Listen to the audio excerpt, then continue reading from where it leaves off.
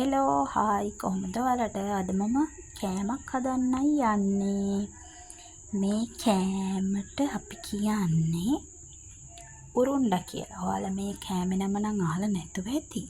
මේක පොඩි ස්වීට් එකක් කිව්වොත් ඒත් හරි.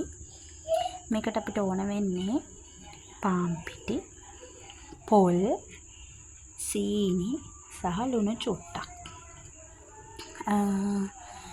මේ ටික හොඳට මේ පොල් එකට දාලා පොල් එකට සීනි ලුණු මික්ස් කරලා හොඳට අනන. ඊට පස්සේ මේ පාන් පිටි ටිකක් දාලා රොටි පදමට වගේ අපි ටිකක් අතේ ඇලෙන්නේ නැති ප්‍රමාණයට මේක අනා ගන්නවා ගුලියක්. ඊට පස්සේ එක හැඩ ඔයාලට කැමති විදිහට චූටි රවුම් ස්ටාර්ස් ඒ වගේ හැඩ හදලා මේක ගැඹුරු තෙලේ බැදලා ගත්තාම හරිම රසයි. හරිද? දැන් මම ඔයාලට පෙන්නන්නම් මේක අනාගන්නේ කොහොමද කියලා. මුලින්ම අපි මේකට සීනි දානවා.